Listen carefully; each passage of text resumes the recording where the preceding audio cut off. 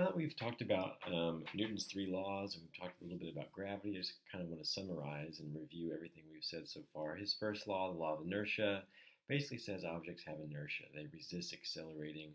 And in order to cause an object to accelerate or change its motion, we need a net external force.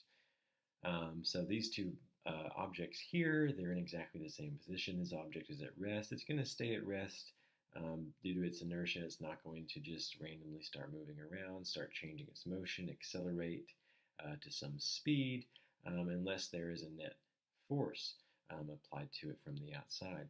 This object that is moving at a constant velocity, it's not accelerating, but it does have velocity. Just because it's moving, does that mean there's a net force on it? No. Uh, it has a constant positive velocity moving to the right, and it will move forever with that same velocity, says Newton, unless a net external force is applied to it. Now, the only reason that we actually see things slow down as they roll is because there is a force that opposes motion. We discussed that. It's called friction, the force of friction, the force of air resistance, kind of pushing back the other way, causing it to slow down and decelerate.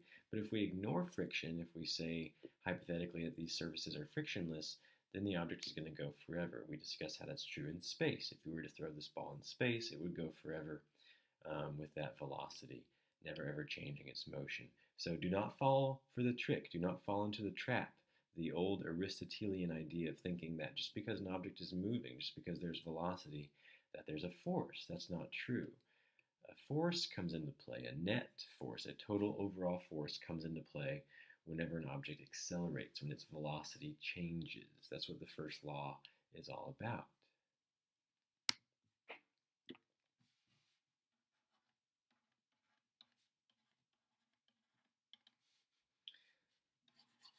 The second law we said was kind of summarized by this equation, the net force or the overall total force, the sum of, that's what this capital sigma means, the sum of all the forces acting on an object is equal to that object's mass times its resulting acceleration. So if the net force is some number, then the acceleration is going to be some number. In order to have acceleration, we have to have a net force. The size of the net force is directly proportional to the acceleration, to the resulting acceleration. So acceleration is directly proportional. This little funky symbol here means directly proportional to. Acceleration is directly proportional to the size of the net force, the sum of the forces. Acceleration is directly proportional to the sum of the forces. If the net overall total force goes up, then the acceleration will go up as well. So if the sum of the forces increases, then the acceleration will also increase. And we said that acceleration is inversely proportional to, or proportional to 1 over the mass. It's proportional to it's indirectly or inversely proportional. So if the mass goes up, if this m right here increases, we're going to get a smaller number. So the acceleration is going to go down. That makes perfectly good sense. You would much rather try to accelerate a small pebble than you would a giant boulder. The larger the object, the more massive the object, the lower its resulting acceleration will be. That is all contained in this equation right here. Remember that forces are measured in the unit known as the Newton,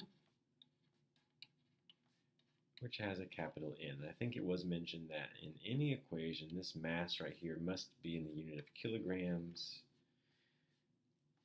and this acceleration is obviously always meters per second squared. That's Newton's second law. We're about to do some calculations with that.